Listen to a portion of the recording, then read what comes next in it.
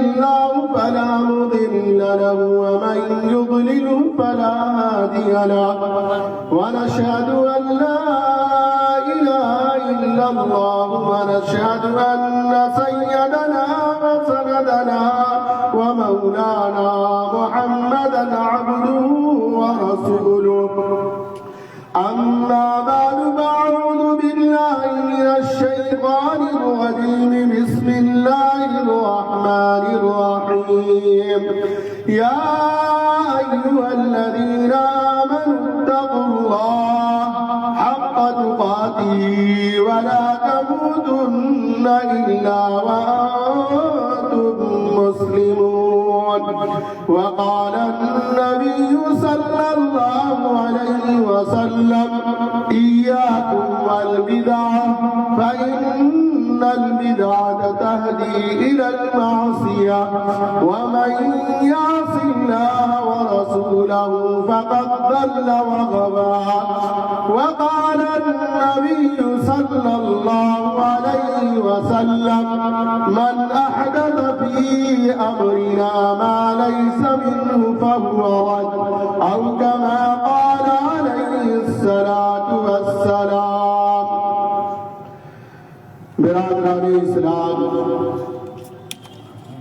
پردہ نشی ہماری پاک دامن ماں بہنیں، عزیز بچوں، دوستوں، اللہ تبارک و تعالیٰ نے ہم سب کو اس دنیا میں پیدا کیا. اللہ نے کم و بیش 18,000 مخلوق کو اللہ نے پیدا کیا. ان تمام مخلوقات میں سے اللہ نے ہم سب کو سب سے افضل، بہتر، اکرم اللہ نے بنایا. پھر اللہ تبارک و تعالیٰ نے اس افضلیت اور بہتری کی شہادت و گواہی خود قرآن کریم میں اللہ نے ارشاد فرمایا وَلَقَدْ كَرَّمْنَا بَنِي آدم کہ ہم نے انسان کو مکرم، افضل اور بہتر بنایا. دوسری جگہ اللہ تبارک و تعالیٰ نے انسانوں کے تعلق سے فرمایا لَقَدْ خَلَقْنَا الْإِنسَانَ فِي أَحْسَنِ تَقْوِيمٍ کہ ہم نے انسان کو بہترین سانچے میں ڈالا ہے، یعنی ہم نے انسان کو اچھا بنایا ہے. ہم نے انسان کو سوچ کے اعتبار سے، فکر کے اعتبار سے، صلاحیت کے اعتبار سے اللہ تبارک و تعالیٰ اس کی شہادت و گواہی دے رہے ہیں کہ ہم نے انسان کو افضل، بہتر بنایا ہے. میرے بھائیوں، بزرگوں، دوستوں، اللہ تبارک و تعالیٰ نے دنیا کے اندر بے شمار مذاہب کے ماننے والے کو اس روئے زمین کے اوپر آباد کیا ہے. کوئی کفر پر، شرک پر، مجوسیت پر، نصرانیت پر اور بدھسٹ اور جینسٹ پر قائم دائم ہے. اسی طرح سے اللہ تبارک و تعالیٰ نے ہم سب کو مسلمان بنایا، اسلام کے نام لیوا بنایا، اسلام کے ماننے والا بنایا. اور اللہ کا لاکھ لاکھ شکر ہے، احسان ہے، اللہ نے ہم سب کو مسلمان گھرانے میں پیدا فرمایا. اللہ تبارک و تعالیٰ کا یہ بے حد انعام ہے، ورنہ ہم بھی کسی دیوی دیوتا کے سامنے سر جھکاتے، پوجا کرتے اور اس سے اپنی امیدیں وابستہ کر کے اس سے مانگتے. لیکن اللہ تبارک و تعالیٰ نے ہم سب کو اپنا بنایا، یعنی اللہ تبارک و تعالیٰ نے اپنی عبادت کے لیے ہم سب کو قبول فرمایا. اپنی طاعت کے لیے اللہ تبارک و تعالیٰ نے ہم سب کو اس کی توفیق بخشی. یہ اللہ کا بڑا انعام ہے، یہ اللہ تبارک و تعالیٰ کی طرف سے خصوصی توجہ اور احسان ہے. اس احسان کے صدقے میں اگر انسان پوری زندگی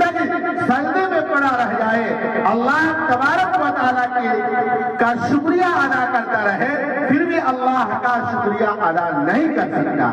پھر اللہ نے قرآن کریم میں ایک جگہ ارشاد فرمایا ہم نے تم کو بے شمار نعمتوں سے نوازا ہے. انہی نعمتوں میں سے ایمان سب سے عظیم نعمت ہے, ہاتھ پیر عظیم نعمت ہے, مسلم گھرانے میں پیدائش ولادت یہ عظیم نعمت ہے. اللہ کی طرف سے یہ عظیم نعمت ہے. اس نعمت کے تعلق سے اللہ نے فرمایا ان تعدوا نعمت اللہ لا تحصوها, کہ اللہ تبارک و تعالیٰ نے تمہارے اوپر بے شمار نعمتوں کی بارش کی ہے. اگر ان نعمتوں کا تم شکریہ ادا کرنا چاہو, ان کو گنوانا چاہو, تو تم نہ ان کا شکریہ ادا کر سکتے ہو اور نہ ان کو اپنے حد میں لا سکتے ہو, اپنی گنتی میں لا سکتے ہو, اپنے شمار میں لا سکتے ہو. یہ اللہ کی طرف سے انعام ہے. میرے بھائیوں بزرگوں دوستوں, ہمارے اندر کمی یہ ہے, مسلمانوں کے اندر کمی یہ ہے کہ مسلمانوں نے اسلام کو نہیں پہچانا, اپنے معاشرے کو نہیں پہچانا, اللہ تبارک و تعالیٰ کی وحدانیت کو نہیں پہچانا. آج مسلمان دوسرے مذاہب کے ماننے والے اس کے طور طریقہ کو اپنے سماج میں, اپنے معاشرے میں, اپنے معاملات میں, اپنے نکاح میں, اپنی شادیوں میں اور اپنی بیاہوں میں اس کو داخل کر رہا ہے اور اس کو سمجھتا ہے یہ ہماری شریعت ہے, یہ ہمارا دین ہے, یہ ہمارا اسلام ہے. نہیں میرے بھائیوں بزرگوں دوستوں, اللہ تبارک و تعالیٰ فرما رہے ہیں یا ایھا الذین آمنوا اتقوا اللہ حق تقاتہ ولا تموتن الا وانتم مسلمون. ایمان والو اللہ سے ڈرو, ایمان والو اللہ سے ڈرو اور ایسا ڈرو جیسا کہ اللہ سے ڈرنے کا حق ہے. اللہ تبارک و تعالیٰ سے اس لیے ڈرا جائے گا کہ اللہ تبارک و تعالیٰ نے ہم سب کو ایمان کے ساتھ آزاد نہیں چھوڑا ہے. ایمان کے ساتھ ساتھ اللہ نے اپنے احکام کی ذمہ داریوں کے ساتھ ہم سب کو مربوط اور وابستہ کر کے اس روئے زمین پر کھڑا کیا ہے. ایسا ہی نہیں چھوڑ دیا, یوں ہی نہیں چھوڑ دیا. یہ آزادی نہیں ہے, یہ اللہ کی طرف سے غلامی ہے. یہ آزادی نہیں ہے, اللہ کی طرف سے محکومیت ہے. یہ غلامی نہیں ہے, اللہ کی طرف سے نوکری ہے. یہ غلامی نہیں ہے, اللہ کی طرف سے عین ملازمت ہے کہ اللہ کے احکام کو اپنی زندگی پر نافذ کیا جائے, اللہ کے حکموں کے مطابق اپنی زندگی کو گزارا جائے. میرے بھائیوں بزرگوں دوستوں, میری تقریر کا خلاصہ اور میری باتوں کا جو سب سے اہم پہلو ہے میرے بھائیوں بزرگوں دوستوں, معاشرے کی بیدار روی, مسلمانوں کا اسلام اور رشتہ اسلام سے قطعی تعلق اور دوری. میرے بھائیوں بزرگوں دوستوں, مسلمانوں کی بڑی جماعت, مسلمانوں کا بڑا طبقہ اپنے آپ کو دیندار سمجھتا ہے, مسلمان سمجھتا ہے, اسلام کا نظام لیوا سمجھتا ہے, شریعت کا محب اور پاسباں سمجھتا ہے, لیکن نہ شریعت اس کی زندگی میں نظر آتی ہے, نہ اسلام کا طریقہ نظر آتا ہے, نہ میرے بھائیوں اللہ کا حکم اس کی زندگی سے آیا اور ظاہر ہوتا ہے. انہی میں سے ایک طریقہ جو بڑی تیزی کے ساتھ سماج میں, معاشرے میں جو پھیلتی جا رہی ہے وہ برادران وطن سے آنے والی, برادران وطن کی طرف سے پیدا کی جانے والی جو رسم ہے, جو رواج ہے, وہ ہمارے نکاح کے اندر, شادی کے اندر اور بیاہ کے اندر شریعت سمجھ کر کے آنے والی نسلیں اب کرتی جا رہی ہے. سماج کا کوئی طبقہ, گھر کا کوئی سربراہ, گھر کا کوئی ذمہ دار اس برائی سے, اس رسم و رواج سے نہ اپنی اولاد کو, نہ اپنی نسلوں کو آگاہ کر رہی ہے کہ یہ شریعت کے خلاف ہے, سنت کے خلاف ہے اور مشکات نبی, مزاج نبی کے خلاف. میرے بھائیوں وہ رسم ہے رسم ہلدی. اب تو پنڈال بھی لگ رہا ہے پیلا, کپڑا بھی پہنا جا رہا ہے پیلا. آج تو پہلی مرتبہ دیکھ رہے ہیں کہ کرسی بھی ہے. میرے بھائیوں بزرگوں دوستوں, یہ غور کیجیے، میں نہیں کہہ رہا ہوں، آقا نامدار تاجدار مدنی محمد عربی صلی اللہ علیہ وسلم نے ایک موقع پر اپنے صحابہ کی جماعت سے فرمایا ایاکم البدع فإن البدع تهدی الی المعصیہ، اے میرے صحابہ کی جماعت تم اپنے آپ کو بدعات سے، رسم و رواج سے بچاؤ، یہ رسم و رواج تم کو اللہ تبارک و تعالیٰ کی نافرمانی پر کہیں لا کھڑا نہ کر دے۔ ایاکم البدع فإن البدع تهدی الی المعصیہ، اللہ کی نافرمانی پر لا کر کے، اللہ تبارک و تعالیٰ کی بغاوت پر، عداوت پر کہیں تم کو کھڑا نہ کر دے۔ وَمَن يَعْصِ اللَّهَ وَرَسُولَهُ فَقَدْ ضَلَّ وَغَوَىٰ، آقا نامدار تاجدار مدنی محمد عربی صلی اللہ علیہ وسلم نے فرمایا جو اللہ کا نافرمان ہو گیا، جو اللہ کا نافرمان ہو گیا، وَمَن يَعْصِ اللَّهَ وَرَسُولَهُ، اور اللہ کے رسول کا نافرمان ہو گیا، فَقَدْ ضَلَّ وَغَوَىٰ، اللہ تبارک و تعالیٰ ایسے نافرمان کو دنیا میں بھی شریعت سے گمراہ کر دیتے ہیں، شریعت سے ہٹا دیتے ہیں، مجاز نبی اور مشکات نبی اور سنت نبوی سے اس آدمی کو ہٹا دیتے ہیں۔ وَمَن يَعْصِ اللَّهَ وَرَسُولَهُ فَقَدْ ضَلَّ وَغَوَىٰ، تو آدمی کیا ہو جاتا ہے؟ گمراہ ہو جاتا ہے، وہ آدمی گمراہ ہو جاتا ہے، اس کو پھر ہدایت نہیں ملتی ہے، وہ نیکی سمجھ کر کے کر رہا ہے، اپنی شریعت سمجھ کر کے کر رہا ہے کہ میرے دین کا حصہ ہے، میرے اسلام کا حصہ ہے، نکاح کے لوازمات میں سے رسم ہلدی بھی ہے، نکاح کے واجبات میں سے، نکاح کے سنت میں سے رسم ہلدی بھی ہے۔ اس لیے میرے بھائیوں سنت سمجھ کے جو کر رہا ہے اس کو توبہ کی توفیق بھی نہیں ملتی، توبہ کی توفیق بھی نہیں ملتی ہے، اور جس کو توبہ کی توفیق نہیں ملے گی تو وہ آدمی گمراہی کے عالم میں دنیا سے جائے گا۔ میرے بھائیوں ایک جگہ جناب محمد عربی صلی اللہ علیہ وسلم نے فرمایا من احدث فی امرنا ما لیس منہ فہو رد، جس شخص نے ہمارے دین میں، ہماری شریعت میں کسی نئی چیز کو ایجاد کیا تو وہ مردود ہے، مقبول نہیں ہے اللہ کی نگاہ میں، اس کو شریعت نہیں مانا جائے گا، اسلام اور دین تصور نہیں کیا جائے گا، بلکہ اس کو مردود تصور کیا جائے گا۔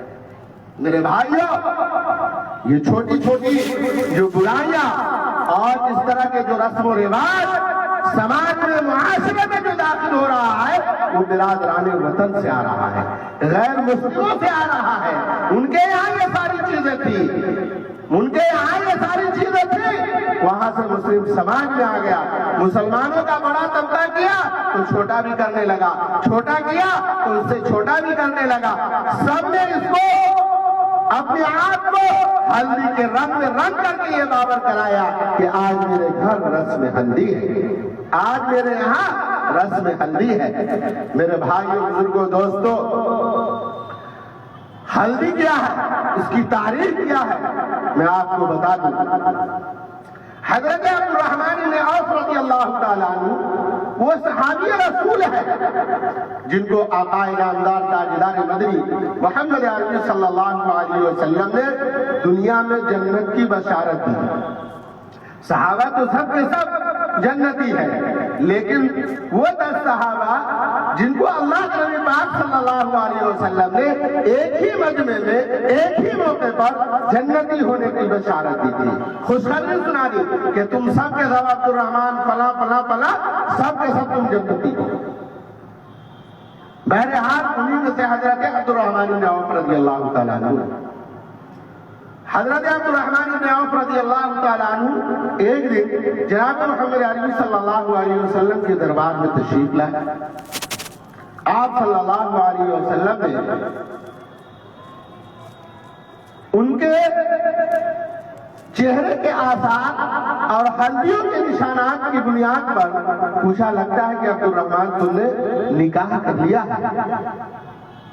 دیکھیے وہ صحابی جن کو اللہ کے نبی پاک صلی اللہ علیہ وسلم نے دنیا میں جنتی ہونے کی بشارت دی تھی، جب وہ نکاح کر رہے ہیں آقا نامدار تاجدار مدنی محمد عربی صلی اللہ علیہ وسلم کو بھی اس کی اطلاع نہیں ہے۔ نکاح کرنا آسان ہے، کتنا آسان ہے، اس کو ہم لوگوں نے یا ہمارے سماج نے، ہمارے معاشرے نے اس کو کتنا مشکل بنا دیا. چاہے وہ پڑھا لکھا طبقہ ہو، چاہے عالم کا گھرانہ ہو، چاہے عالم کے علاوہ سماج کا دنیا دار طبقہ ہو، مالدار طبقہ ہو، تاجر ہو، یا کوئی ڈاکٹر ہو، کلکٹر ہو، ماسٹر ہو، سب کے سب سماج کے منہ میں اور سماج کے بندروں میں آ کر کے گھرا ہوا ہے اور سماجی رسم و رواج میں شادی کر رہا ہے. اس میں ہم بھی مبتلا ہے، اس گناہ کے اندر ہم بھی مبتلا ہے. میں نے پہلے ہی کہا، چاہے وہ عالم ہو، چاہے وہ مالدار ہو، چاہے وہ تاجر ہو، ڈاکٹر ہو، ماسٹر ہو، کلکٹر ہو، سب کے سب مسلمانوں کا طبقہ اس میں ملوث ہے. بہرحال میرے بھائیوں، بزرگوں، دوستوں، حضرت عبد الرحمن بن عوف رضی اللہ تعالیٰ عنہ نے کہا، اللہ کے نبی پاک صلی اللہ علیہ وسلم، ہاں ہم نے گزشتہ کل اپنا نکاح کر لیا ہے. آپ صلی اللہ علیہ وسلم نے ہلدی کے پیلا پن کو ان کے چہرے سے محسوس کیا اور کہا کہ لگتا ہے کہ تم نے نکاح کر لیا ہے. حضرت عبد الرحمن بن عوف رضی اللہ تعالیٰ عنہ نے کہا کہ ہاں میں نے نکاح کر لیا ہے. جناب محمد عربی صلی اللہ علیہ وسلم نے فرمایا کہ عبد الرحمن جاؤ اور ولیمہ کرو. چنانچہ حضرت عبد الرحمن بن عوف رضی اللہ تعالیٰ عنہ نے کلمہ کر کے ولیمہ کیا، یعنی جانور ذبح کیا، اپنے دوست احباب اور اپنے ملنے جلنے والے کو کھانے پر بلایا اور ان کو باور کرایا کہ میرا نکاح ہو گیا ہے. میرے بھائیوں، بزرگوں، دوستوں، مجھے یہ بتانا ہے کہ ہلدی کس کو لگانا ہے، مرد کو لگانا ہے یا عورت کو لگانا ہے. حضرت عبد الرحمن بن عوف رضی اللہ تعالیٰ عنہ کے چہرے پر جو نشانات ہلدی کے آ گئے تھے، حضرت عبد الرحمن بن عوف رضی اللہ تعالیٰ عنہ نے نکاح سے پہلے ہلدی نہیں لگایا، بلکہ ان کی بیوی نے جو لگایا تھا. اور شادی میں جب آدمی ہلدی لگاتا ہے تو وہ ایک مرتبہ نہانے سے وہ ختم نہیں ہوتا ہے، ایک مرتبہ نہانے سے وہ ختم نہیں ہوتا ہے. چنانچہ ان کے بیوی کے جسم پر لگا ہوا ہلدی بیوی سے ملنے کی وجہ سے حضرت عبد الرحمن بن عوف رضی اللہ تعالیٰ عنہ کے جسم میں اس کے نشانات داخل ہو گئے تھے، لگ گئے تھے. میرے بھائیوں، بزرگوں، دوستوں، حضرت عبد الرحمن بن عوف رضی اللہ تعالیٰ عنہ نے ہلدی نہیں لگائی تھی. اس سے یہ پتا چلا کہ مردوں کو ہلدی نہیں لگانا چاہیے، عورتوں کو ہلدی لگانا چاہیے. میرے بھائیوں، بزرگوں، دوستوں، تو عورتوں کو جو ہلدی لگایا جاتا ہے ہمارے سماج میں، ہمارے معاشرے میں جو طریقہ ہے، اس طریقے سے نہ تاریخ کے اندر نہ سیرت کے اندر حضرت فاطمہ الزہرا کا بھی نکاح ہوا ہے، حضرت عائشہ کا بھی نکاح ہوا ہے، حضرت زینب کا بھی نکاح ہوا ہے، رقیہ کا نکاح ہوا ہے، ام کلثوم کا نکاح ہوا ہے. آپ سیرت کو اٹھا کر کے دیکھ لیجئے، صحابہ کی تاریخ کو اٹھا کر کے دیکھ لیجئے، صحابیہ کی تاریخ کو اٹھا کر کے دیکھ لیجئے. میرے بھائیوں، بزرگوں، دوستوں، یہ طریقہ نہ صحابیہ کا رہا ہے، نہ صحابیات اور تابعین تابعات کا رہا ہے. یہ ہمارے سماج میں جو ہلدی کا رسم آیا ہے، یہ برادران وطن سے آیا ہے. کیونکہ جس ملک میں ہم رہ رہے ہیں ہم اقلیت میں ہیں اور یہاں پر برادران وطن اکثریت میں ہے، یعنی ان کی تعداد زیادہ ہے. ہم 25% ہے اور وہ تو 75% ہے.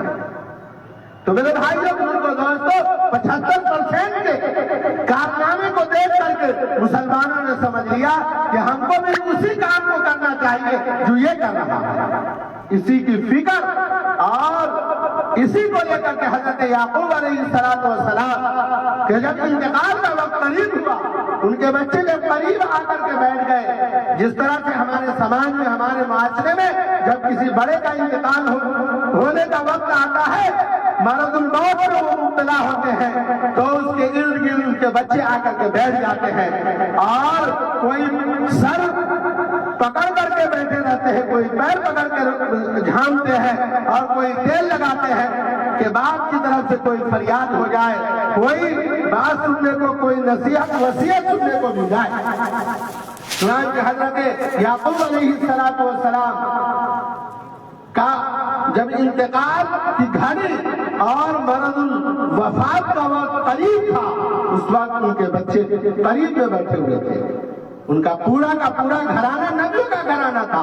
باپ بھی نبی، چچا بھی نبی، اور اسی طرح سے دادا بھی نبی. پورا گھرانہ نبیوں کا گھرانہ تھا. لیکن دیکھیے حضرت یعقوب علیہ السلام کو اپنے بیٹے کے تعلق سے جو فکر تھی اس کو سننا چاہیے کہ وہ فکر کیا تھی، ان کے دل میں قرت کیا تھی، وہ کتنے دور اندیش تھے، اپنی اولاد کے تعلق سے کتنے فکر مند تھے. انہوں نے جو نصیحت کی اپنے جائیداد کے تعلق سے نہیں، اپنے پراپرٹی کے تعلق سے نہیں، اپنے وراثت کے تعلق سے نہیں، بلکہ اپنے دین، اپنے مذہب اور ملت کے تعلق سے اپنی اولاد سے پوچھا کہ کیا میرے بیٹو ما تعبد من بعدی، تم لوگ کس کی عبادت کرو گے میرے بعد، کس کی پرستش اور پوجا کرو گے میرے بعد.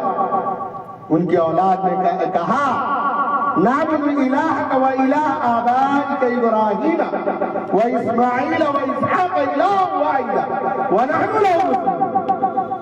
کہ ابا حضور آپ گھبرائیے نہیں، ہم تو اسی کی عبادت کریں گے جس کی عبادت آپ کے آباء و اجداد نے کیا ہے. حضرت ابراہیم اور اسماعیل نے کی ہے، ہم تو اسی کی عبادت کریں گے اور انشاءاللہ مسلمان بن کر کے اس دنیا سے جائیں گے. کیوں کہا؟ حضرت یعقوب علیہ السلام مصر کے رہنے والے تھے. مصر میں مسلمانوں کی تعداد ہندوستانی کی طرح مسلمان 25% اور 75% غیر مسلم تھے. اس لیے یہ فکر تھی کہ کہیں ایسا نہ ہو کہ یہ اقلیت اکثریت کی تہذیب میں مذہب کے اعتبار سے اور معاشرے کے اعتبار سے، سماج کے اعتبار سے کہیں تبدیل نہ ہو جائے. میرے بھائیو، بزرگوں، دوستو، آج مسلمانوں کا معاشرہ اور مسلمانوں کا سماج اور مسلمانوں کی تہذیب اور مسلمانوں کا طریقہ جو ہے وہ برادران وطن کا طریقہ بنتا جا رہا ہے. ان کے یہاں جو بھی رسم و رواج، ان کے یہاں جو بھی طور و طریقہ، وہ سارے طریقے اب مسلمانوں کے یہاں رائج ہوتے جا رہے ہیں. اور مسلمانوں کا چاہے وہ پڑھا ہوا طبقہ ہو، چاہے وہ غیر پڑھا ہوا طبقہ ہو، مالدار طبقہ ہو، ملازم طبقہ ہو، تاجر طبقہ ہو، سب کے سب اس برادران وطن کے رسم و رواج میں رنگتا جا رہا ہے، لگتا جا رہا ہے اور اس کو اپنی شریعت پاور کرا رہا ہے، اپنی سنت پاور کرا رہا ہے اور اسلام کا طریقہ بتلا رہا ہے اور کہہ رہا ہے کہ یہی اسلام ہے، یہی شریعت ہے اور یہی مذہب ہے، یہی ملت ہے. نہیں میرے بھائیو، بزرگوں، دوستو، آقا نامدار تاجدار مدنی محمد عربی صلی اللہ علیہ وسلم کو فوراً اس بات کی فکر لاحق ہوئی اور آپ نے لوگوں کو باور کرایا اور بتایا کہ ہماری جو شریعت ہے، ہمارا جو دین ہے، ہماری جو مذہب ہے اور ہماری جو ملت ہے وہی ملت بیضا ہے، وہی اظہر من الشمس ہے اور قیامت تک رہنے والی شریعت یہی شریعت ہے. اس لیے کہا اللہ کے نبی جناب محمد عربی صلی اللہ علیہ وسلم نے جس شخص نے ہماری شریعت میں، ہمارے دین میں، ہمارے مذہب میں کوئی نئی چیز کو ایجاد کیا تو وہ مردود ہے، وہ مقبول نہیں ہے. دنیا میں بھی اس کو عزت کی نگاہ سے اور شریعت سمجھ کر کے نہیں دیکھا جائے گا. اس لیے میرے بھائیوں، یہ رسم و رواج بہت تیزی کے ساتھ سماج میں پھیل رہا ہے. ہمارے اکابرین، ہمارے بزرگان دین سے جب ملاقات ہوتی ہے تو یہی بات آتی ہے کہ مولانا آپ لوگ رسم ہلدی پر بولیے، شادی کے اندر تو بہت ساری خرابیاں ہیں، جہیز ہے، تلک ہے، پیسے کا لین دین ہے اور اس کے ساتھ ساتھ ایک نیا رسم پوری قوت کے ساتھ سماج کے اندر اس کو برا نہیں سمجھا جا رہا ہے، برائی تصور نہیں کیا جا رہا ہے، بلکہ شریعت پاور کرایا جا رہا ہے، سنت پاور کرایا جا رہا ہے کہ یہ ہماری شریعت ہے، یہ ہمارا طریقہ ہے، یہ ہمارا مذہب ہے، یہ ہماری ملت ہے۔ میرے بھائیوں بزرگوں دوستوں، تو روک لگایا جائے، روک لگایا جائے۔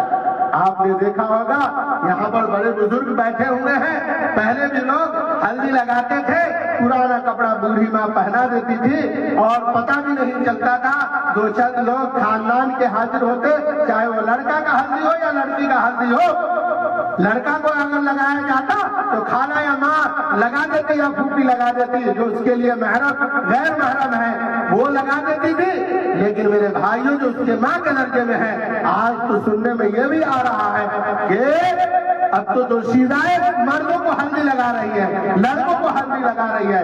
یہ مس سے مرا، یہ حرام ہے، یہ حرام ہے شرعی اعتبار سے۔ کوئی غیر محرم کسی مرد کو کہ جسم کو ہاتھ لگاوے، یہی اس کے حرمت کے لیے کافی ہے اور حرام کاری میں مبتلا ہونے کے لیے کافی ہے۔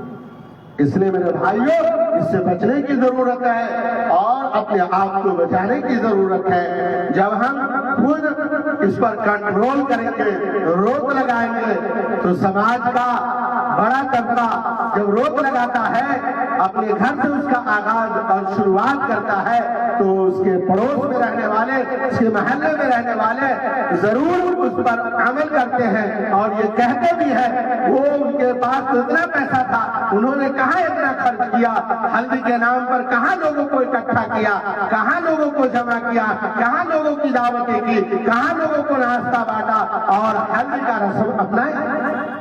میرے بھائیوں، ایک نیا خط بھی شروع ہو گیا ہے، لکھا ہے کہ آدمی سارا ساز و سامان دیتا ہے اور اس کے ساتھ رخصت کرتا ہے، لیکن بیٹی کو نصیحت نہیں کرتا ہے۔